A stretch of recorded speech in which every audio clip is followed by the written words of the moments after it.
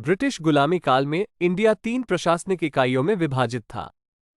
1. British India, 2. Princely India, 3. Tribal India. जबकि British India पर अंग्रेजों का सीधा प्रशासनिक नियंत्रण था, दूसरे व तीसरे इंडिया को आंतरिक मामलों में स्वायत्तता थी।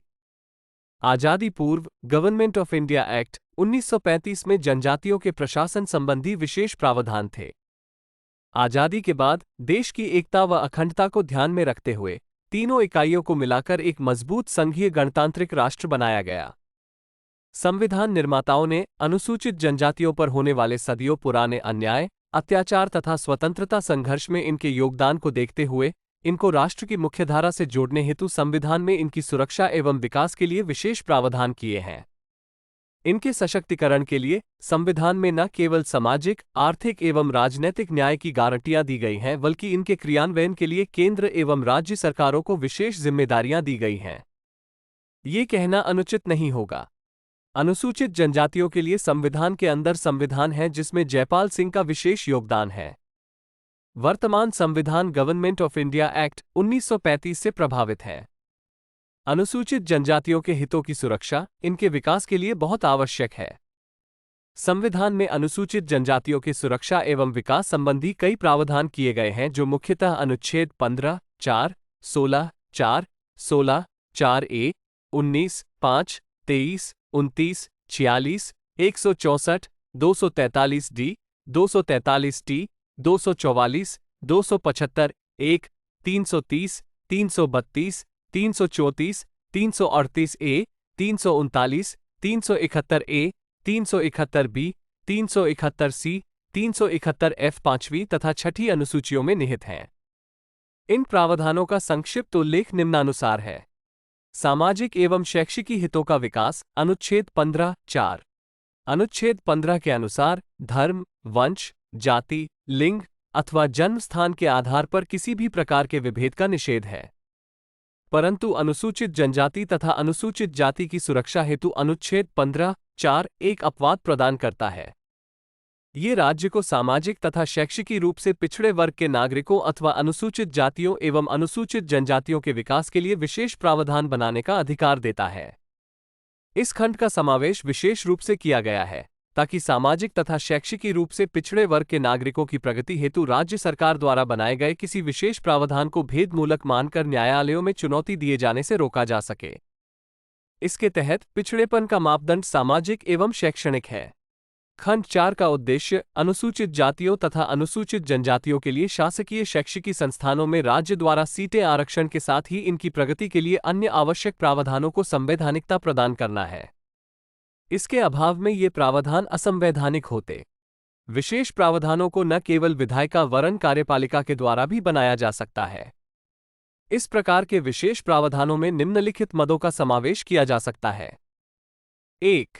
किसी शैक्षिकी संस्था में पिछड़े वर्गों के सदस्यों के लिए सीटों का आरक्षण। 2. इन संस्थानों में प्रवेश के लिए वांछित अर्हताओं में छूट। 3. इन वर्गों के सदस्यों को आवास प्रदान करना तथा 4. सरकारी भूमि की व्यवस्था करते समय इन्हें रियायत प्रदान करना।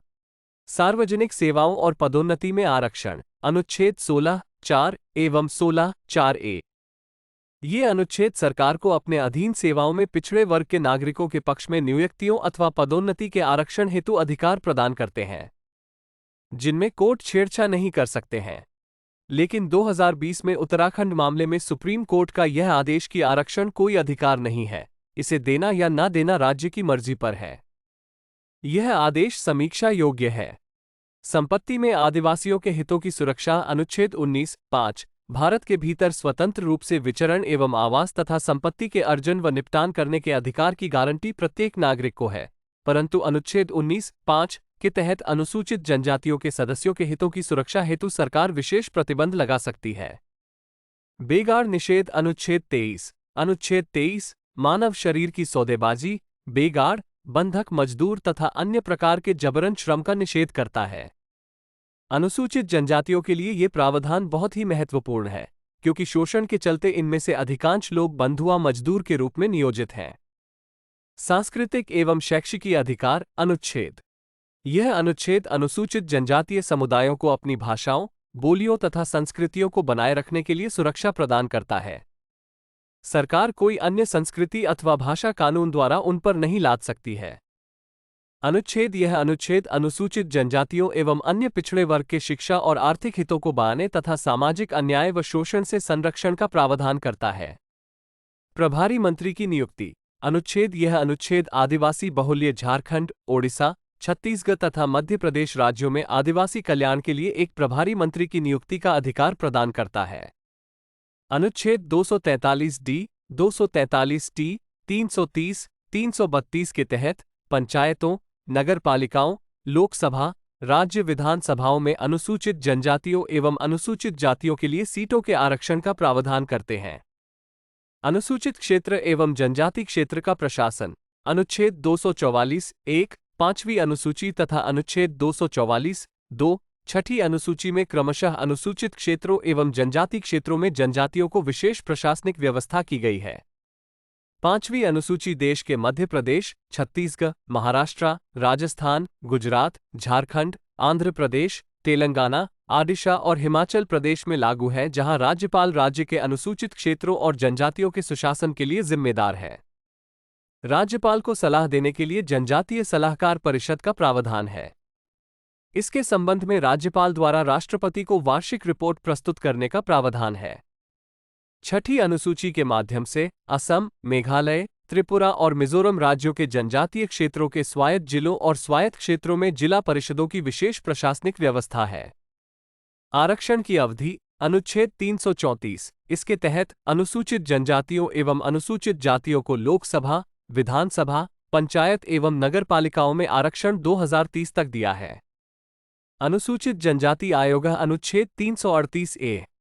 अनुच्छेद 338 ए के तहत अनुसूचित जनजातियों को सुरक्षा प्रदान करने संबंधी सभी मामलों की जांच करने का दायित्व आयोग का है।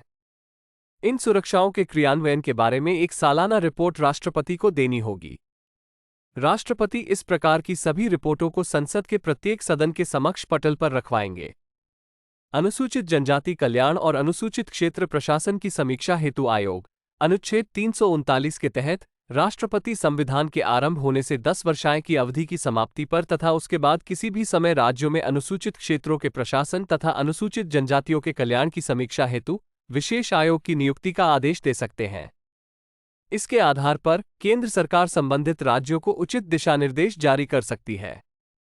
इस प्रकार का पहला आयोग उच्छंगराय नवलशंकर ढेबर की अध्यक्षता में अनुसूचित क्षेत्र एवं अनुसूचित जनजाति आयोग के नाम से 28 अप्रैल 1960 में नियुक्त किया गया था, जिसे ढेबर आयोग के नाम से जाना जाता है। इसने अपनी रिपोर्ट अक्टूबर 1961 में पेश की थी, जिसमें प्रशासनिक और विकास नीतियों में सुधार संबंधी महत्वपूर्ण सुझाव दिए थे। इसके आधार पर प्रशासनिक व्यवस्था में कुछ सुधार किए गए थे। दूसरा आयोग दिलीप सिंह भूरिया की अध्यक्षता में 18 जुलाई 2002 में नियुक्त किया गया था। इसने अपनी रिपोर्ट 16 जुलाई 2004 में पेश की थी, जिसमें अनुसूचित क्षेत्रों में राज्यपाल और जनजातीय सलाहकार परिषद को प्रभावी बनाने, पंचायतों को सत्ता विकेंद्रीकरण करने, खनिज संपदा में आदिवासी हिस्सेदारी, भूमि अधिग्रहण एवं विस्थापित समस्या, इन क्षेत्रों में घटती आदिवासी आबादी, आदिवासी विकास के बारे में एक राष्ट्रीय नीति बनाने जैसे कई महत्वपूर्ण सुझाव दिए थे। इनके क्रियान्वयन के बारे में अभी तक कोई सूचना उपलब्ध नहीं है। अनुसूचित क्षेत्रों में बिगती शासन व्यवस्था से बढ़ते असंतोष एवं नक्सलवाद को देखते हुए आयोग की सिफारिशों को लागू करने पर गंभीरता से विचार किया जाए। अनुसूचित जनजातियों के आर्थिक विकास संबंधी प्रावधान। अनुसूचित जनजातियों के आर्थिक विकास संबंधी प्रावधान मुख्यतः अनुच्छेद 275 1 तथा 339 2 में निहित हैं। अनुच्छेद 275 1 के प्रथम उपबंध के तहत किसी राज्य में अनुसूचित जनजातियों के कल्याण और अनुसूचित क्षेत्रों के प्रशासनिक स्तर को राज्य के अन्य क्षेत्रों के सामान्य प्रशासनिक स्तर तक ऊपर उठाने के उद्देश्य से चलाई जाने वाली विकास योजनाओं के खर्च की पूर्ति के लिए केंद्र सरकार द्वारा अनुदान देने का प्रावधान है। ऐसी योजनाएं केंद्र सरकार के पूर्व अनुमोदन से ही चलाई जानी चाहिए, परंतु ये देखा गया है कि बिना किसी विशेष योजनाओं के अनुदान राशि को राज्यों में बांट दिया जाता है, जो उचित नहीं है। अनुच्छेद 339 2 केंद्र सरकार को किसी राज्य में अनुसूचित जनजातियों के कल्याण के लिए योजनाएं बनाने तथा क्रियान्वित करने संबंधी दिशानिर्देश जारी करने का अधिकार प्रदान करता है। इसके बावजूद भी केंद्र द्वारा अभी तक कोई दिशानिर्देश जारी नहीं किया है। आज के हालातों को देखते हुए केंद्र द्वारा आवश्यक कदम उठाना संवैधानिक उत्तरदायित्व है। नागालैंड, असम, मणिपुर तथा सिक्किम पूर्वोत्तर राज्यों के लिए संविधान के अनुच्छेद 371A, 371B, 371C व 371F के तहत विशेष प्रशासनिक प्रावधान किए गए हैं। नागालैंड अनुच्छेद 371A अनुच्छेद 371A के तहत नागालैंड में नगाओं की धार्मिक अथवा सामाजिक प्रथाएं, दीवानी और आपराधिक न्याय, जमीन स्वामित्व तथा हस्तांतरण मामलों में संसद का कोई भी अधिनियम लागू नहीं होगा जब तक कि नागालैंड विधानमंडल के विशेष संकल्प द्वारा इसे अनुमोदित न किया गया हो। राज्य में कानून और व्यवस्था का विशेष दायित्व राज्यपाल का है। असम अनुच्छेद 371B राष्ट्रपति छठी अनुसूची के जनजातीय क्षेत्रों से चुने गए विधानसभा सदस्यों की एक समिति के गठन और प्रकार्य का प्रावधान कर सकते हैं। इस समिति का दायित्व राज्य स्तर पर जनजातीय क्षेत्रों के हितों की देखभाल करना है। मणिपुर अनुच्छेद 371C अनुच्छेद 371C में राष्ट्रपति के आदेश से एक समिति के गठन और प्रकार्य का प्रावधान है। समिति में राज्य के पहाड़ी क्षेत्रों से चुने विधानसभा सदस्य होते हैं। राज्यपाल द्वारा मणिपुर के पहाड़ी क्षेत्रों के प्रशासन के बारे में एक वार्षिक रिपोर्ट राष्ट्रपति को देनी होगी। केंद्र सरकार को इन क्षेत्रों के प्रशासन के संबंध में निर्देश जारी करने का अधिकार है। ये बहुत दुख की बात है कि भाजपा शासित मणिपुर 3 मई 2023 से आदिवासियों, खासतौर पर महिलाओं, बच्चों एवं बुजुर्गों पर शर्मनाक दरिंदगी के बावजूद राज्य तथा केंद्र सरकारों द्वारा हिंसा, आगजनी, हत्या, बलात्कार और बिगती कानून व्यवस्था रोकने के न तो कोई ठोस कदम उठाए हैं और न केंद्र में भाजपा सरकार संसद में चर्चा को तैयार है। ये संविधान का खुला उल्लंघन नजर आता है। मणिपुर अब देश तथा विदेशों में गंभीर चिंता का विषय बन गया है। यूरोपीय यूनियन ने तो इस पर निंदा प्रस्ताव पारित कर दिया है।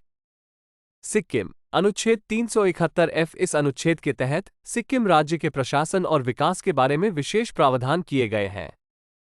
उपरोक्त संवैधानिक प्रावधानों के विवेचन से स्पष्ट है कि अनुसूचित जनजातियों तथा अनुसूचित क्षेत्रों एवं जनजातीय क्षेत्रों के प्रशासन, सुरक्षा एवं विकास के लिए संविधान के अंदर संविधान है। लेकिन केंद्र एवं राज्य सरकारों की इच्छाशक्ति के अभाव में अनुसूचित जनजातियों के प्रशासन और विकास में अपेक्षित सुधार नहीं हुआ है, जो चिंता की बात है।